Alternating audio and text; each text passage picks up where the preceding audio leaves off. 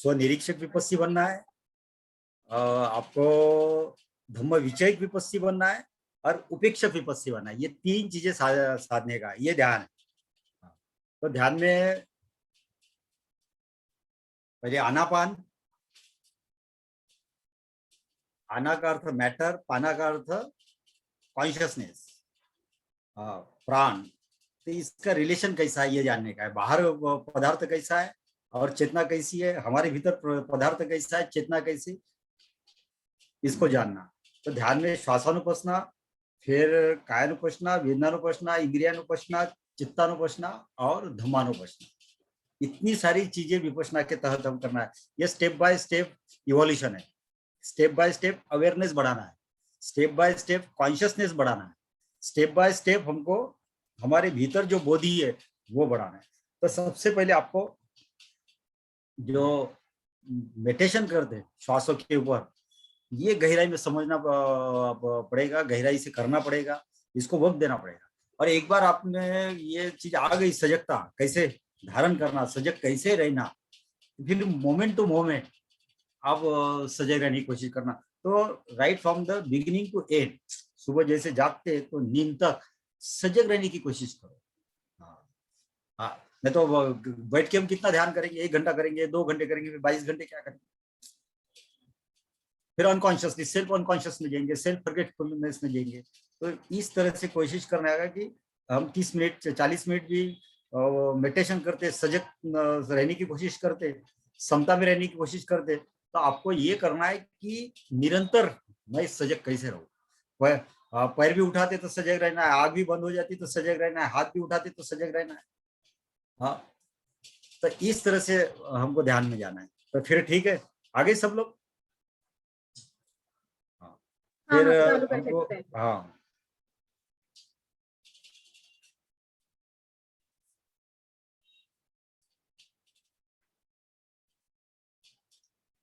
याचा अंधार होता. ठीक आहे. अरे नाही, हे नाही पाहिजे मी. आपको नाही लवकर. तो पहले 4 बार नमन करना है. नमो बुद्धाय, नमो बुद्धाय, नमो धम्माय, नमो धम्माय, नमो संघाय, नमो संघाय, नमो नमो संघाय, बोधिसत्वाय. नमो नमो बोधिसत्वाय। बोधिसत्वाय। है फिर 4 बार नमन करके हमको आंखें बंद करनी है और अपनी जगह बहुत सुखासन में बैठना है, बहुत शांति से बैठना है. ये आंखें बंद करनी है तो बंद आंखों का अनुभव करना कि आंख बंद हो गई. ऊपर की पलक, नीचे की पलक देखना है कि हम बंद हो. फिर अपने ओठों का अनुभव करना है, अपने दांतों का अनुभव करना है बंद आंखों से. ये अवेयरनेस है, सेल्फ अवेयरनेस. हाँ, इसको सेल्फ रिमेम्बरेंस बोलते हैं. हाँ, सेल्फ रिमेम्बरेंस, स्वयं को स्मरण करना है, स्वयं को अनुभव करना है. फिर अपने ओठ के ऊपर ओठ का अनुभव करना है, दांत के ऊपर दांत का अनुभव करना है, दांतों के पीछे जिह्वा का अनुभव करना है. और सतत आपको इस स्मृति में रहना है कि ओठ, दांत और जीवा. नहीं तो हमको नींद में भी अनुभव नहीं रहता और हम जागे हुए रहते तो भी अनुभव नहीं रहता. रीढ़ सीधी, गर्दन सीधी, और फिर दोनों पैरों का अनुभव करना है. तो नींद में भी अनुभव नहीं रहता, हम जागकर भी हमको अपने पैरों का अनुभव नहीं रहता. तो दोनों पैर, कौन सा पैर नीचे है, कौन सा पैर ऊपर है, या जमीन को पैर छू रहे हैं तो उसको अनुभव करना है. फिर दोनों पैरों का अनुभव, दोनों पैर के ऊपर अगर हाथ है तो दोनों हाथों का अनुभव, 10 उंगलियों का अनुभव. और फिर ये हाथों के नीचे पैर है तो पैरों का अनुभव. पैर और हाथ के बीच में वस्त्र है तो वस्त्र का भी अनुभव हो. फिर हम बैठे, हाँ, तो जो सोफा के ऊपर बैठे होंगे, जमीन के ऊपर बैठे तो हमको अनुभव होना चाहिए कि पूरे शरीर का वजन, जो भार है वो सीट के ऊपर है. आंख बंद करके आप महसूस कर सकते हैं, अनुभव कर सकते हैं कि रीढ़ सीधी है, गर्दन सीधी है और मेरा सारा भार सीट के ऊपर है. अगर हम झुक जाते थोड़ा सा, ऐसे गर्दन झुक जाती तो आप थोड़ी सी गर्दन झुकाओ, सर झुकाओ, ऐसा झुक जाओ, और आप देखो ऐसे झुक जाते हैं ना, तो जो भाग झुक गया वहां दर्द होता है, वहां भारीपन लगेगा आपको। गर्दन झुक गई तो सर्वाइकल जो पार्ट है उसमें एक भारीपन महसूस होगा ना, दर्द होता। अगर आप झुक गए तो पीठ के ऊपर दर्द होता, कमर के ऊपर दर्द होता, क्योंकि हमारी बॉडी का जो वेट है उसके ऊपर ट्रांसफर होता जहां हम झुके रहते हो। तो अगर सीधे रहे, तो ये अगर स्ट्रेट अलाइनमेंट अगर है, तो हमारा सारा भार सीट के ऊपर चले जाता, और सीट भार वहन करने के लिए, तो वो सीट में कोई चेंजेस नहीं आती। इसलिए बुद्ध की अगर मूर्ति हम देखते हैं एकदम सीधी बैठी है, महावीर की मूर्ति देखते हैं तो सीधी बैठी है। अगर तो ये सीखना है, ये कायानुपसना है, मतलब काया को देखना है।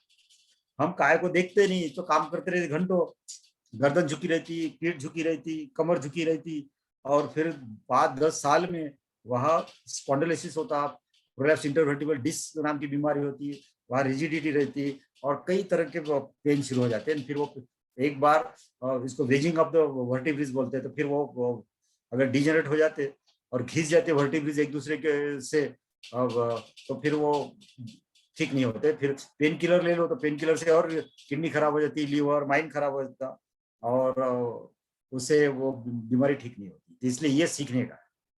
तो रीढ़ सीधी, गर्दन सीधी, आंखें बंद, ओठ के ऊपर ओठ, दांत के ऊपर दांत, और दांतों के पीछे तालू से स्पर्श करती जीवा कान। और देखो, जीवा देख रहे, दांत देख रहे, ओठ देख रहे, चेहरा शांत है, पलक बंद है, तो दोनों पलक के बीच में प्रकाश का अनुभव कर। दोनों पलकों के बीच में, दोनों आंखों के बीच में, दोनों भौहों के बीच में जहां बिंदी लगाते,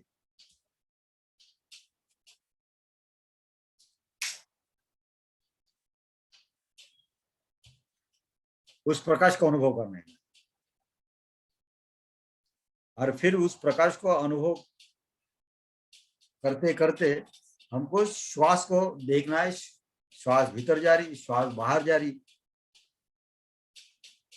तो श्वास को देखना भी है, श्वास को अनुभव भी करना है। तो श्वास के साथ भीतर जाना, श्वास के साथ बाहर जाना। तो श्वास भीतर जाती, बाहर जाती, तो उसको देखने की कोशिश करना, उसको अनुभव करने की कोशिश करना। यहां से self remembrance, self experience, self awareness ये डेवलप करना है। तो श्वासों के ऊपर 6 इंद्रियों को केंद्रित करना है। 6 तरह से श्वास का अनुभव, 6 तरह से। श्वास भीतर जा रही, श्वास बाहर जा रही, तो उसका आना जाना। फिर श्वास भीतर जा रही, उसकी ध्वनि है, तो अंतःकरण जागृत हो जाएंगे, उसका गंध। श्वास भीतर जा रही, उसकी ठंडक। श्वास बाहर जा रही, उसकी गर्मी। फिर श्वास का एक स्वाद भी है।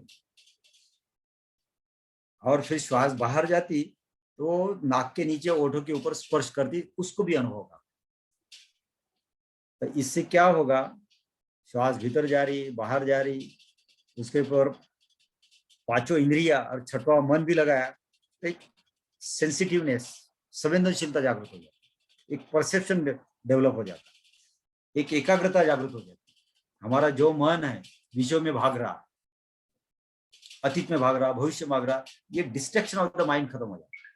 ये विचलित अवस्था मन की खत्म हो जाती है, और अविचलित अवस्था प्राप्त हो जाती है। जितना अविचलित मन तैयार होता, उतने हम शांत रहते, उतना माइंड अच्छा। क्योंकि जिस विषय के पीछे चले चले जाता माइंड, वो हर विषय में एक किसी न किसी तरह की उत्तेजना रहती, किसी न किसी तरह का पॉइजन रहता, विष रहता हर विषय में, और वो हमको असंतुलित करता। तो एक निर्विषय चेतना जागृत रहती, विषय विसर्जित हो जाते, अतीत हो जाता, भविष्य हो जाता, हम सिर्फ वर्तमान, एक मोमेंट मोमेंट प्रेजेंट मोमेंट वो रहता। और हमें अगर जीवन का सत्य भी जानना है, तो वर्तमान में इस प्रेजेंट मोमेंट में जो है उसको देखना, उसका अनुभव। तो प्रेजेंट मोमेंट में क्या हम बैठे, श्वास भीतर जा रही, श्वास बाहर जा रही, हम उसको देख रहे, तो एकाग्रता। तो 6 इंद्रिय अगर श्वास के साथ एक हो गए तो एकाग्रता। और फिर हम देख रहे कि जैसे आंख खोल के दूसरे को देखते तो दूसरा अलग होता है, हम अलग होते, तो बाहर विषय होता है और हम देखने वाले होते हैं। ऐसे आंखें बंद करके श्वास को विषय बनाना, ऑब्जेक्ट ऑफ मेडिटेशन बनाना, तो ये विषय बनाना है। तो जैसे श्वास को विषय बनाते, तो जैसे दूसरे को अलग देखते, ऐसे ही श्वास को अलग देखने की कोशिश, अलग देखने का प्रयास, और ये साधना है। अगर आप श्वास से अलग होके श्वास को देखने की कोशिश करते और ये क्षमता अगर आप में आती, तो आप सजग हो गए। सजग मतलब सही ढंग से जग गए, सम्यक रूप से जग गए, संपूर्णतः जग गए। और जगने का अर्थ मतलब आंख खोल के दूसरे को देखते दूसरा अलग, आप मुझे अगर देख रहे तो मैं अलग हूं, मैं आपको देख रहा हूं तो आप अलग है। ये देखने का गुणधर्म है।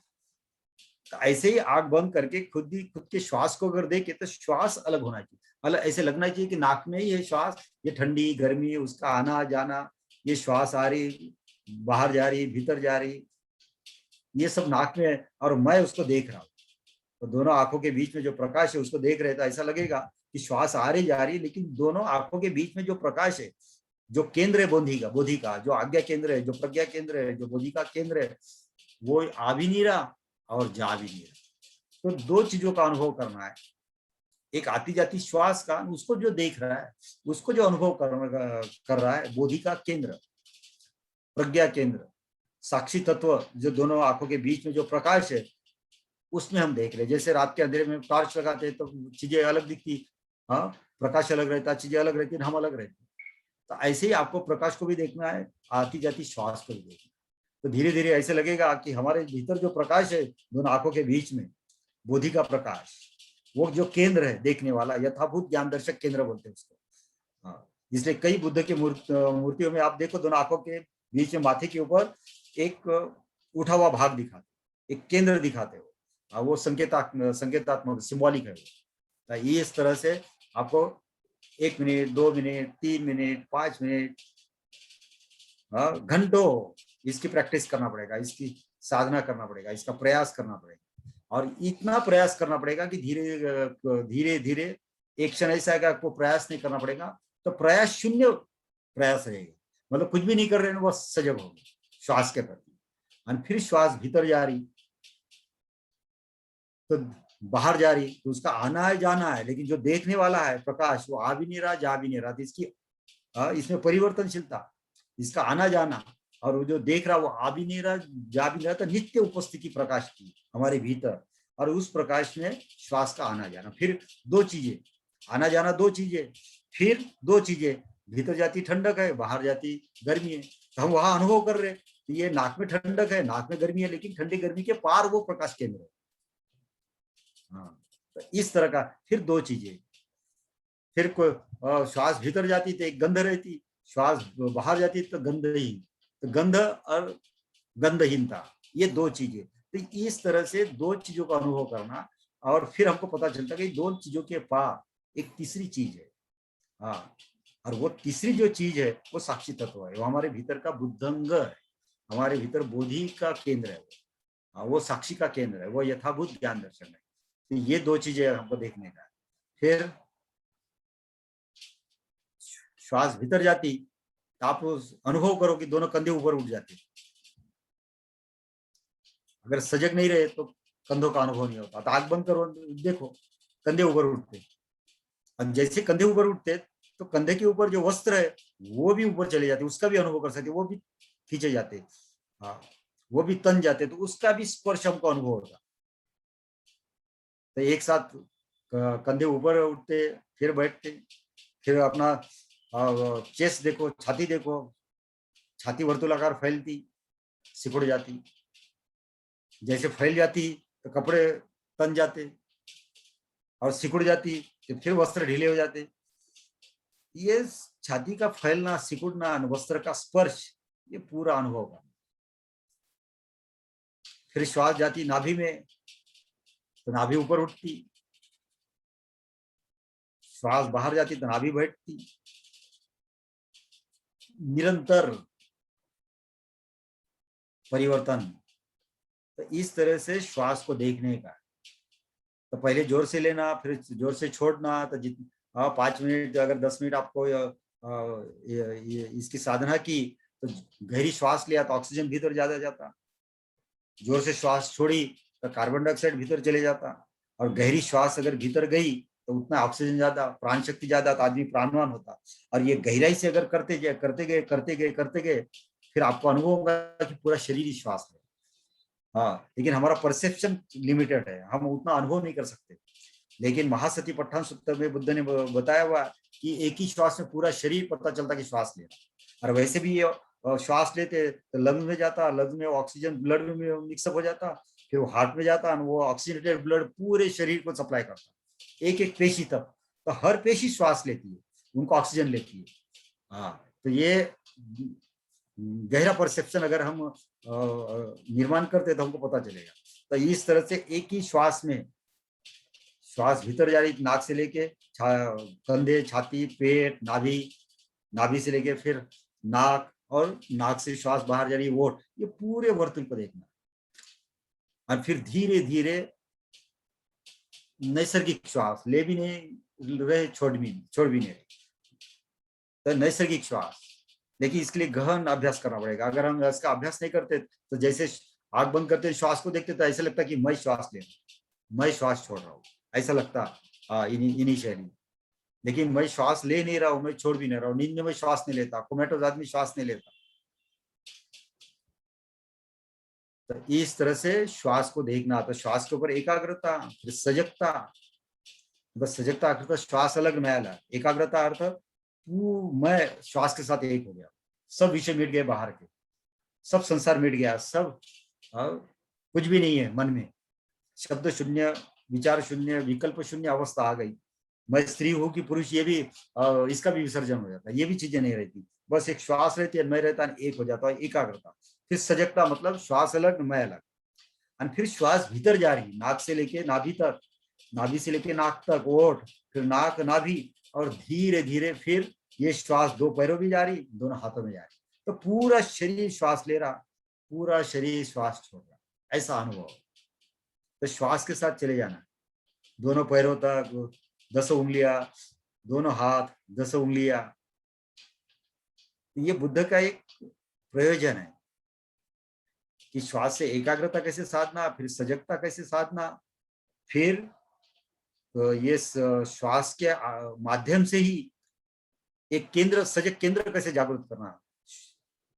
सजग केंद्र मतलब बुद्धि का केंद्र, साक्षी का केंद्र, विटनेसिंग कॉन्शियसनेस कैसे निर्माण करना, और खुद ही खुद को देखने वाला कैसे केंद्र निर्माण करना, ये प्रयोजन है बुद्ध का। और फिर वो केंद्र के साथ साथ ये श्वास को देखते देखते हम पूरे शरीर में चले जाते, नाभि, और फिर पोथा, और फिर पूरे दोनों हाथ, दोनों पैर। तो ये श्वास के साथ हमारी चेतना एक एक कोष में चले जाती है। तो एक एक कोष, एक एक अवयव और एक एक हिस्सा शरीर का प्रकाशमान हो जाता है। जैसे आंख खोलते हैं तो हमारा प्रकाश जो आंख से जिस वस्तु भी गिरता वो चीज दिखाई देती, वो प्रकाशित हो जाती। आंखें बंद करके ये जो आंतरिक प्रकाश हम पूरे शरीर में डालते हैं तो पूरा शरीर प्रकाश में हो जाता है। तो एक एक हिस्सा, एक एक कोष, एक एक सेल प्रकाशमय हो जाती, मतलब चेतना प्रवाहित हो जाती, और वो हर पेशी चैतन्यमय हो जाती। फिर वो असजग नहीं रहती, डेड नहीं रहती, नींद में पता नहीं रहता, सब शरीर डेड रहता। और हम जागे हुए रहते तो शरीर के प्रति जागे हुए नहीं रहते, दूसरे के प्रति जागे रहते, स्वयं का कोई अनुभव नहीं रहता। तो हमको स्वानुभव जागृत करना, ये स्वयं को अनुभव करना, ये प्रज्ञा है, ये प्रत्यक्ष ज्ञान है। तो इस तरह से श्वास, और फिर श्वास भीतर जा रही तो शरीर का भीतर से अनुभव, शरीर का बाहर से अनुभव। ये श्वास भीतर जा रही तो नाक, गला, छाती, पेट, भीतर से अनुभव होता, शरीर भी भीतर से अनुभव होता, और बाहर से भी फैल जाती छाती, पेट फैल जाता, कपड़े तन जाते। तो वो जो वस्त्र तने हुए जहां तन जाते वहां उसका अनुभव होता। तो बाहर से भी शरीर का अनुभव, भीतर से भी शरीर का। तो जैसे आँख खोल के दूसरी चीज देखते तो वो चीज अलग दिखती, मैं अलग हूँ, अलग दिखता होता। ऐसे अगर हमने श्वास को देखा और शरीर को देखा तो ऐसे लगेगा कि ये शरीर श्वास ले रहा और देख रहा मैं इससे अलग हूँ, ये सजगता है। तो इस तरह से कायानुपश्ना, परिपूर्ण सजगता, शरीर के भीतर से शरीर के बाहर के प्रति। तो बाहर भीतर से दोनों हिस्से शरीर के देखने का। तो जैसे आँख खोल के हम दूसरे को देखते तो हमको ऐसा लगता कि परिधि पे वस्तु, व्यक्ति, घटना है। तो जैसे हमने आँख बंद करके श्वास ली तो ऐसे लगेगा कि ये शरीर परिधि हो गया और मैं पूरे शरीर को वर्तुलाकार देख सकता हूँ, सामने से भी देख सकता हूँ, पीछे से भी देख सकता हूँ, छाती भी देख सकता हूँ, पीठ भी देख सकता हूँ, पेट भी देख सकता हूँ, कमर भी देख सकता हूँ, कंठ भी देख सकता हूँ, तो पीछे से गर्दन भी देख सकता हूँ, आंखें इधर बंद है, पलक भी देख सकता हूँ, पीछे से भी सर का भी अनुभव कर सकता हूँ। ये पूरा शरीर परिधि बन जाता और जो देखने वाला तत्व है साक्षी वो केंद्र बन जाता है। तो अगर हम केंद्रित होके वर्तुलाकार अगर शरीर को देखते हैं, ऊपर से लेके नीचे तक, नीचे से लेके ऊपर तक, आगे से पीछे से वर्तुलाकार, तो हमारी सारी फोर्सेस इंटीग्रेट हो गई, केंद्रित हो गई। और वो केंद्रित जो चेतना है स्वयं को पूर्णतः से भीतर से और बाहर से स्वयं को देखने वाली चेतना, वो हमारे भीतर की बोधि है, वो हमारे भीतर का बुद्धंग है, हम उसको जगा रहे। बुद्धंग शरणं, ये मनन के पार। मनन होता है सिर्फ दूसरे को देख सकता, स्वयं को नहीं देख सकता। तो मनन के पार जो बुद्धंग है, वो जो बोधि है, यथाभूत ज्ञान दर्शक है, जो स्वयं को भी देखती, पर को भी देखती। तो स्वयं को देखने वाली चेतना, स्वयं को अनुभव करने वाली। तो दोनों तरह से, परिधिगत और केंद्रगत। तो परिधि पे भी शरीर दिख रहा, वस्त्र दिख रहे, और भीतर से हम अपने आप को अनुभव कर रहे, देख रहे, देख भी रहे ना, अनुभव। तो देखना मतलब विपස්සना, अनुभव करना मतलब सम्मासति, बोधि जागृत कर रहे, तो सजगता जागृत कर रहे। तो सम्मासति ये बोधि का भाग है, और विपश्यना ये मेथड है। तो देखो, श्वास को देखो, ये शरीर को देखो, और फिर जैसे हम शरीर को देखते तो हमारे शरीर में संवेदनाएं निर्माण होती, कभी सुखद संवेदना लगती, कभी दुखद संवेदना लगती। तो सुखद दुखद संवेदनाओं का अनुभव कर, अभी 5 मिनट भी बैठे होंगे, 10 मिनट भी बैठे होंगे, तो कहीं ना कहीं आपको हेवीनेस लग रहा पैरों में, कहीं पिंडलियों में चिटिया रेंगती रहती, कहीं जड़ होते रहता, कहीं भी लगता सुन्न हो रहा, कहीं खुजली हो रही। ये सब संवेदना है। तो संवेदना भी आती, संवेदना भी आती, सुख संवेदना आती, कभी हम उसको समझते कि ये सुख संवेदना है, तो वो भी सुख संवेदना आती, चले जाती, दुख संवेदना आती, वो भी चले जाती। सब अनित्य है, और सारी चीजें अनित्य अनित्य परिवर्तनशील कहाँ है? परिधि के ऊपर हम देख रहे। जैसे बाहर धूप आती, छाव आती, सुबह आती, शाम आती, रात आती, दिन आती, सब बाहर। तो ऐसे आंखें बंद करके ये संवेदना आती जाती, तो श्वास आती, श्वास जाती, तो जैसे श्वास आती जाती ऐसी संवेदना आती और संवेदना जाती, तो उसके प्रति समभाव। तो अब यहाँ कैसे है? श्वास आती, श्वास जाती, ये द्वंद्व है, गर्मी ठंडी, ये द्वंद्व है, उसका आना जाना द्वंद्व है। तो उसके प्रति हमारे मन में कोई भाव नहीं। हम ये नहीं चाहते कि श्वास आ रही तब मैं लिया, मैं नहीं छोड़ता। अब ये नहीं सोचते अरे श्वास बाहर गई अब मैं नहीं लेता, ऐसा नहीं। इसका स्वीकार भाव, और ये श्वास के कारण जीवन है, शरीर है। तो श्वास का आना, श्वास का जाना, शरीर जीवन। तो ऐसे ही शरीर में संवेदना आती, संवेदना जाती, और ये मन का भाग है। तो मन में विचार आता जाता, भाव आते जाते, वृत्ति आती जाती, ये मन का स्वभाव है, और इसी से मन जीवित रहता है। तो लेकिन नैतिकता क्या बोलती? अरे ये अच्छी चीज है, ये चाहिए, ये चीज अच्छी नहीं चाहिए। और ये चाह के कारण, ये नैतिकता के कारण सब विक्षिप्तता, नैतिकता के कारण। तो मन में कोई भी चीज आती, पाप आता, पुण्य आता, अच्छी आती, बुरी चीज आती, नैतिकता आती, अनैतिकता आती, क्रोध आता, पश्चाताप आता, हिंसा आती, अहिंसा आती, या कभी चौर्य आता, अचौर्य आता, कभी वासना आती, निर्वासना आती, सच आता, जो कुछ भी नहीं करना है, सिर्फ देखना है। तो जैसे श्वास आती जाती, हमने देखा, तो संवेदना आती, संवेदना जाती। तो सुख संवेदना आती, कोई चीज आपको अच्छी लगती एकदम, अरे अतीत चले गया, भविष्य चले गया, सब विषय मिट गए, संसार भी मिट गया, मस्त एकाग्रता आ गई, सजगता भी आ गई, या कोई शब्द नहीं, विचार नहीं, निशब्द निर्विचार अवस्था आ गई, बहुत अच्छा लगता, हल्का लग रहा। तो हमको लगता है कि ये ऐसी अवस्था चाहिए, ये बहुत ही हल्का फुल्का लगता, और तो ये सुख संवेदना स्वरूप हमको लगता है हाँ ये चाहिए। फिर 10 मिनट 20 मिनट होती तो हल्का नहीं लगता, अरे क्या भारी हो गए, पीठ भी दुख रही, गर्दन भी दुख रही, हाँ तो ये कब ध्यान खत्म होता, और ये दुख को हटाने की कोशिश करते, पीठ हिलाते, कमर हिलाते, पैर हिलाते, हाथ हिलाते, कहीं खुजली करते, ये विचलित अवस्था है। तो आपको अविचलित अवस्था धारण करना है, अकंप रहना है, अडोल रहना है। जैसे बुद्ध की मूर्ति है, एकदम शांत, वो बाहर भी देख रही, भीतर भी देख रही, उसके अध खुली आंखें हैं, तो बंद आंखों से खुद को देख रहे हैं, खुली आंखों से बाहर देख रहे हैं। तो ऐसे ही हम अभी बंद आंखों से हम खुद को भी देख रहे हैं, लेकिन आंखें बंद होते भी बाहर का अनुभव कर रहे हैं। तो ये अवेयरनेस है। हाँ, एक साथ बाहर भीतर देख रहे, बाहर भीतर का अनुभव भी कर रहे, और कुछ भी नहीं करना है। जैसे बुद्ध बैठे हुए, ऐसे ही हमको बैठना है। जैसे आनंद नदी के किनारे शांत बैठे, समता में बैठे, कुछ भी नहीं किया, और जल स्वच्छ हुआ, तो ऐसे ही आप करते रहेंगे, करते रहेंगे, करते रहेंगे, तो धीरे धीरे संवेदना शून्यता आ जाती। मन में जो विचार आते वो विसर्जित हो जाते, एक निर्विचार अवस्था आती, शब्द आते, निशब्द अवस्था आती। जो मैं और मेरा रहता उसका भी विसर्जन हो जाता, वहां अहंकार भी नहीं रहता, कोई भाव भी नहीं रहता। तो निशब्द, निर्विचार, निरंकार, निर्भाव की अवस्था आती, और वो सजग शून्यता और चेतना की पूर्णता। तो सजग शून्यता पूर्णता रहती, और उसमें एक अलग तरह का अनुभव कर सकते। जैसे नींद में हम बेहोश हो जाते हैं, कुछ भी अनुभव नहीं रहता, शून्यता रहती और अचेतन पूर्णता रहती। लेकिन ध्यान के द्वारा हमको सजगता और शब्द विचार शून्यता, अहंकार शून्यता, वासना शून्यता, सब, इसको बोलते कंटेंटलेस माइंड, कंटेंटलेस कॉन्शियसनेस। ये करना, निर्विषय चेतना, कोई विषय नहीं। क्योंकि विषय जो आया तो उसके साथ विष आता, विषय आता तो उसके साथ विषय वासना के साथ तनाव, स्ट्रेस, हजार हजार चीजें आती। तो ये हमको देखने का, ये हमको समझना है, कुछ भी नहीं करना, इसकी प्रैक्टिस करना है, सजगता। और सत्य यह है कि जिसको भी मैं देखता हूँ वो आती है, जाती है, अनित्य है, परिवर्तनशील है। लेकिन ये परिवर्तनशीलता परिधि के ऊपर है। हाँ, तो ये परिधि के ऊपर वो आना जाना, अनुभव करना, श्वास का, संवेदनाओं का, शब्दों का, विचारों का, ये परिधि के ऊपर है। मतलब मेरे भीतर नहीं, बाहर है। ये है अनात्म बोध। तो परिवर्तनशीलता का अनुभव अनित्य बोध है, और परिधि के ऊपर अनुभव करना सारी चीजें, ये अनात्म बोध।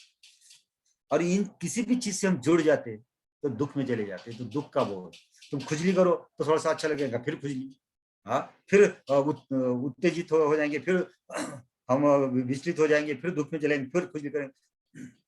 कुछ भी नहीं किया तो धीरे धीरे संवेदना शून्य हो जाती है। सुखद संवेदना भी रहती, दुखद संवेदना रहती। और जब सुखद दुखद संवेदना दोनों नहीं रहती, वह एक अलग तरह का हम महसूस कर सकते, अलग तरह का आनंद महसूस कर सकते। तो इस तरह से श्वास को देखना है, श्वासानुपसना, शरीर को देखना है, कायानुपसना, संवेदना को देखना, संवेदनानुपसना। तो देखना का अर्थ हमसे अलग हो। ये श्वास को देखना मतलब श्वास अलग है, शरीर को देखना मतलब हम अनुभव कर रहे हैं कि ये परिधि अलग है, वस्त्र अलग, जैसे अलग है वैसे चमड़ी भी अलग है, शरीर भी अलग है, मैं अलग हूँ, ये अनुभव करना। और इस तरह से अगर अनुभव होता तो संवेदनाओं से भी विरत होने का अनुभव कि संवेदना अलग है, मैं अलग। नहीं तो संवेदना आती है, हम उसे तादात्म्य स्थापित कर से उसे के साथ एक हो जाते, और फिर सुखद संवेदना के साथ हम अच्छा अनुभव कर सकते। फिर उसको रोकने की कोशिश करते, ऐसा ही स्थिति रहे, परिस्थिति रहे, ऐसी अवस्था, ऐसा सोचते, ये पॉसिबल नहीं, ये संभव नहीं है। क्योंकि सारी चीजें जिसको हम देखते हैं वो परिवर्तनशील है। तो सुख संवेदना आएगी, चले जाएगी, दुख संवेदना आएगी। तो जितना आप ये दोनों संवेदनाओं के प्रति साक्षी भाव, समता में रहते, दोनों का संतुलन साधते ना, अलग रहते, तो धीरे धीरे ये संवेदनाएं विसर्जित हो जाती। अरे तो उसको भंग की अवस्था रहती है, या उसको बहुत अच्छा लगता आपको, और संवेदनाओं के साथ शरीर का अनुभव होता। संवेदना चली गई, बॉडीलेसनेस, ऐसा लगता कि शरीर नहीं, जैसे नींद में शरीर नहीं रहती, लेकिन अचेतन अवस्था है। तो सजग हो गए पूर्ण रूप से, उसमें भी अनुभव होता कि अरे शरीर तो गायब हो गया, शरीर ही नहीं, तो आकार नहीं रहता, और वहां जो अनुभव रहता है वो निराकार। शरीर के साथ रूप है तो रूप भी खो जाता, और फिर अनुभव होता कि रूप भी नहीं है, मैं मोटा होगी, पतला होगी, काला होगी, गोरा हो, सुंदर, उसमें सब मिट जाता, और वहां रहता है स्वरूप, अरूप। तो एक निराकार की अवस्था रहती है, अरूप की अवस्था रहती है, और वहां एक अलग ही तरह का आनंद, तो बॉडीलेसनेस। और फिर इसी तरह से हम कोशिश करते रहते निरंतर, सतत, क्षण क्षण, मोमेंट टू मोमेंट, इस तरह से साधना करते, प्रयास करते, तो धीरे धीरे पता चलता कि अरे पूरी चेतना वर्तमान में, सिर्फ जैसे दिया होता है ना, प्रकाश होता, तो लेकिन दिए में चेतना नहीं, तो हमने भीतर प्रकाश अगर निर्माण किया तो प्रकाश में सब दिख रहा, वह कुछ भी नहीं, तो शब्द भी नहीं, विचार भी नहीं, भाव भी नहीं, वृत्ति भी नहीं, प्रवृत्ति भी नहीं, मैं भी नहीं, मेरा भी नहीं, मैं स्त्री हूं कि पुरुष, कुछ भी नहीं, माइंडलेसनेस। और जब बॉडीलेसनेस, माइंडलेस रहता था, टाइमलेसनेस आपको, और जब सोते तो पता ही नहीं चलता 3 घंटे सोए कि 4 घंटे सोए, टाइमलेसनेस रहता। तो ध्यान में भी वो अवस्था आती। अगर हम सजग होकर अगर इस तरह से ध्यान कर सकेंगे, इस तरह की अवस्था प्राप्त कर सकेंगे, तो नींद की जरूरत ही नहीं रहेगी। हाँ, क्योंकि नींद की जरूरत रहती कि हम दिन भर जो काम करते तो उससे माइंड थक जाता, शरीर थक जाता और हम बेहोश हो जाते। लेकिन हम इस तरह से ध्यानपूर्वक काम करते, वर्क मेडिटेशन करते, सजगता से जीते, तो मन में अतीत में नहीं जाता, भविष्य में नहीं जाता, विषय में नहीं होता, विचार ही नहीं करता। नहीं तो हम एक जगह बैठे रहते, सोचते रहते, घर में बैठे रहते, मकान में दुकान की सोचते रहते, दुकान में जाते तो घर मकान के बारे में सोचते रहते, एक जगह बैठे रहते तो 1000 विषयों के बारे में सोचते रहते। इससे स्ट्रेस होता, इससे माइंड थकता। लेकिन आप सजगता की प्रैक्टिस करो, जहां है जैसे ही है आप है वही, अगर आप अपनी चेतना रखते, मन को रखते, तो आप कभी भी नहीं थकेंगे। आप 12 घंटे, 13 घंटे, 20 घंटे भी काम करें तो मन थकेगा, क्योंकि वो विचलित अवस्था ही नहीं रहती। अगर ये प्राप्त कर सके तो टाइमलेसनेस, तो सजग शून्यता, सजग पूर्णता में आप एक समयातीत, कालातीत अनुभव कर सकते, ये अनुभव कर सकते। और फिर मन के पार सिर्फ आप अनुभव करेंगे कि शरीर खो गया, मन खो गया, अनुभव सिर्फ क्या है, सिर्फ प्रकाश और कुछ नहीं। हमने श्वास को प्रकाशित कर लिया, फिर शरीर को प्रकाशित कर लिया, श्वासों के साथ पूरे शरीर को अनुभव कर लिया। और वो चेतना अगर एक एक कोष में, एक एक पेशी में चली जाती, तो असजग पेशी सजग हो जाती और वो चैतन्य में हो जाती, और वहां चेतना प्रवेश करती, तो पूरा शरीर प्रकाश में हो जाता। और जब शरीर प्रकाश में होता, आपको एक बहुत ही आनंद अनुभव कर सकते, बहुत ही अलग फील कर सकते कि I have entered into the different state, different world. और इसको बुद्ध ने बोला है, भावना भिरता होती गच्छन्ति देवता। भावना भिरता होती, भावना भिरता होती मतलब श्रोतमय प्रज्ञा, चिंतनमय प्रज्ञा के पार भावनामय प्रज्ञा, विटनेसिंग कॉन्शियसनेस, साक्षी तत्व जागृत करते, तो भावनामय प्रज्ञा जागृत करते, भावना भिरता होती गच्छन्ति देवता कहता, you will enter into the kingdom of the God. ये शब्द ऐसे कैसे जीसस यूज किया बाइबल, कि तुम ध्यान साधना करेंगे, मैं सुनता हूँ ऐसे साधना करेंगे, तो यू आप प्रभु की जगत में प्रवेश करेंगे, प्रभु के संसार में प्रवेश करेंगे। ऐसा ही बुद्ध ने बोला हुआ है हजारों साल पहले, भावना वीरता होती गच्छन्ति देवता। तो दान ददंतु श्रद्धाय शीलं रखन्तु सर्वदा, भावना वीरता होती गच्छन्ति देवता। अब दान दो, संपूर्णतः से शील का पालन करो। तो संपूर्णतः के शील का मतलब नैतिकता नहीं, कोई भी ऐसी चीज नहीं करा जिससे मेरा भी हित हो, दूसरे का बने, मैं भी दुख में जाऊं। ये संयम साधने का, संयम, संतुलित रहने की कोशिश करना है और समता में रहने की कोशिश करना, ये यम है, ये संयम है, ये संतुलन साधने की का प्रयास करना। और धीरे धीरे ये संतुलन से ही अतिक्रमण होता। अगर संतुलन नहीं साधते तो अतिक्रमण नहीं होता, प्रतिक्रमण नहीं होता, आक्रमण होता, और फिर प्रतिक्रिया में चले जाता है। तो इस तरह से आपको अनुभव करना है, श्वास, शरीर, संवेदना, चित्त। अगर चित्त शून्य हो गया तो वहां सिर्फ प्रकाश रहता, और उस प्रकाश को हम बोलते धम्म। तो धम्मानुपश्ना मतलब इसमें 2 तरह का है। धम्मानुपश्ना मतलब शरीर का धम्म क्या है, श्वास का धम्म क्या है, संवेदना का धम्म मतलब स्वभाव क्या है, इंट्रिंसिक नेचर क्या है, तो उसका आना जाना। और चित्त का नेचर क्या है, तो ये चित्त का नेचर देखना, अलग रहना, देखना चित्त ये ऐसा कर रहा, ये भोग में जा रहा, ये त्याग में जा रहा, लेकिन हम भोग में भी नहीं आ रहे, त्याग में नहीं आ रहे, ये मन के ड्युअलिटी को देख रहे। और धीरे धीरे ड्युअलिटी जो है ये कैसे स्ट्रेस, डिस्ट्रेस, डिसीज कैसे पैदा कर रही है, ये देखने का। और ये देखते देखते अगर हम गए नहीं, तो ये जो ड्युअलिटी है, हाँ, तो ये डिस्ट्रेस ही पैदा नहीं होता, डिसीज ही पैदा नहीं होता। तो फिर ड्युअलिटी की जगह रियलिटी आती, रियलिटी आती, हाँ, तो वहां से प्रकाश रहता, कुछ भी नहीं रहता। इस तरह से हम शुद्ध होते, और जो शुद्ध होता वो बुद्ध होता। हम इस तरह से साधना करके सिद्ध होते, हाँ, सिद्धि प्राप्त होती, सिद्ध होते, और जो सिद्ध होता वो बुद्ध होता। तो ये साधना है स्वयं को बुद्ध करने की। ये साधना है कि शुद्ध होके बुद्ध कैसे बने, ये साधना है। तो यम नियम आसन प्राणायाम प्रत्याहार धारणा ध्यान समाधि वीरमणि शिक्षापदम समाधियामि, तो ये साधना, इस तरह से आपको साधना करना है, सजगता विकसित करना है, सत्य खोजना है कि बाहर का जगत का सत्य कैसा है। मैं आंख बंद करके देखता हूँ तो श्वास का सत्य क्या है, संवेदना का सत्य क्या है, शरीर का सत्य क्या है, चित्त का सत्य क्या है, ये देखना। ये चित्तानुपश्नान धम्मानुपश्नान, इस तरह से चित्त शुद्ध होता, शून्य होता।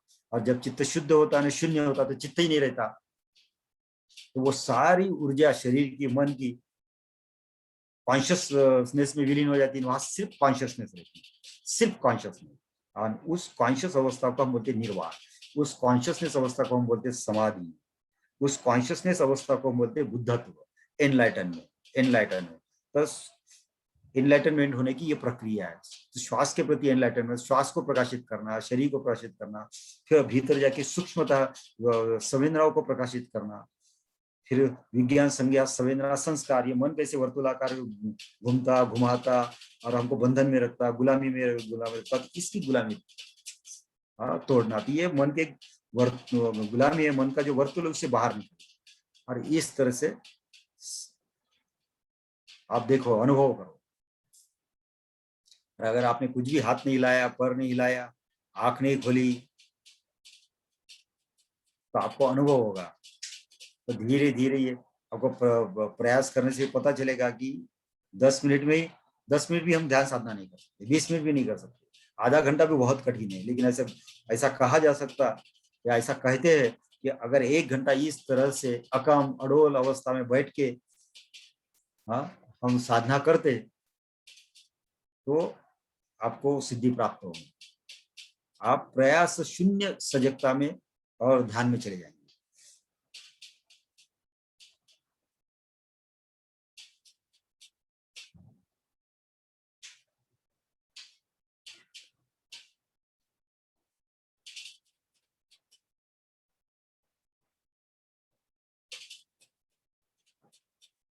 अंत में ऐसा भी अनुभव होता कि सारा शरीर भीतर से प्रकाशित होता, ऐसा लगता कि मैं प्रकाश हो गया।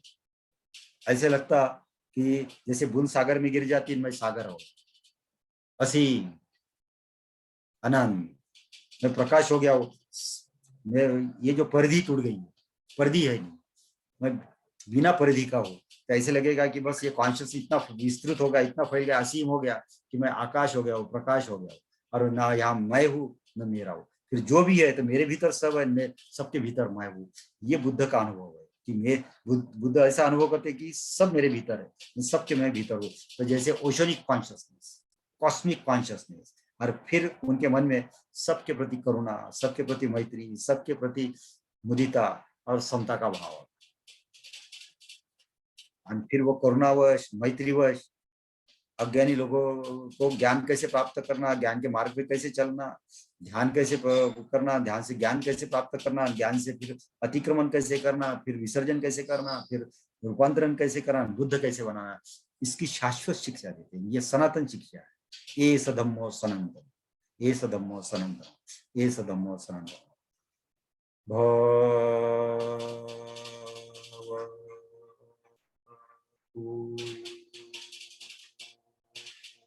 सब मंगल भवतु,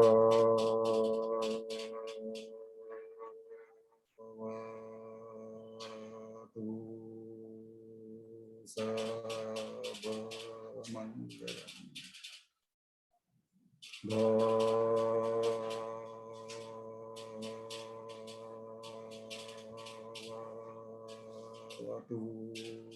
सब मंगल।